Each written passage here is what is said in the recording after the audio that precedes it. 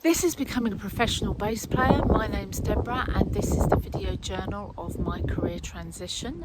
I'm recording this today in the beautiful Welsh countryside in Anglesey, and I'm taking this opportunity to tell you about something that went really well for Divine Funk, which is the photo shoot that we did back in June. It was taken by my very good friend, photographer John Webber, and he is a fantastic live action photographer. I've done photo shoots before, I've been involved in photo shoots before during my career as a marketing manager, but I hadn't ever done anything like this before. And it was, as always, a real learning curve. Sometimes, as you've seen, these things come off well and sometimes they don't, and it's back to the drawing board, but this one went really well. So I had an idea for Divine Funk. I wanted an image that would differentiate us from all the other disco and funk bands out there, and I wanted something really opulent and quirky, sort of quite Studio 54ish. And so I knew the palette of colours that I wanted, so summer colours, lilacs, pinks, blues, silvers, and I thought, you know, we've got quite a lot of people in this band. If I could get them all dressed in complementary colours rather than the same colours, that's going to work, you know, well. One thing I'm not particularly keen on for my bands is a uniform look and everybody pulling a miserable face. That's really certainly not what I wanted to portray with Divine Funk. So I spent a couple of months raiding the charity shops with those colours in my mind, and you know, my sequin radar fully set to 11. And by the day of the photo shoot, I'd collected quite a large bag to rummage through of bits and pieces, and I also did the same with props. So you'll see in the photos, if I'm able to add them into this film, there's disco ball heads, there's a large peacock statue in there, lots of flowers.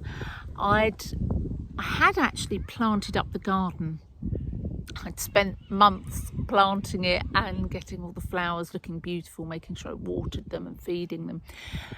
And John and I were sort of going around the garden trying to work out where to take these photographs. And then we looked at the weather forecast and saw that it was absolutely going to tip down on the day of the photo shoot. There was no possibility really at all of having photos in the garden, and I'm glad actually in the end that that's how it worked out, because it forced John and I to think a bit harder about how we were going to create these images inside my house. I'm very fortunate that I live in a Victorian house, and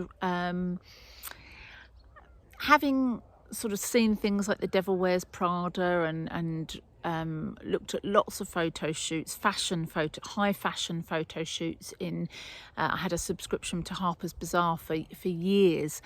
I knew that it would have to have some kind of story. So the story that I made up, the first story I made up in photo number 1 is us all queuing up the stairs.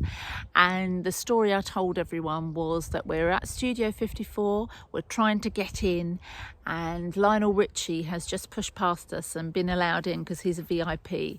So we know that all the exciting people are currently in there, and we're just chatting and swapping numbers or being bored or maybe wanting a cigarette, but we're all waiting to go into Studio 54.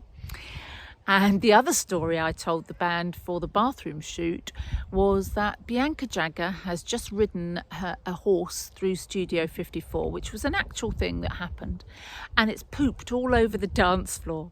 So whilst they clear that up, we've decamped to the bathroom where we're going to continue the party as if nothing has happened. You know, we're just going to keep on discoing, and we're not going to let that interrupt us.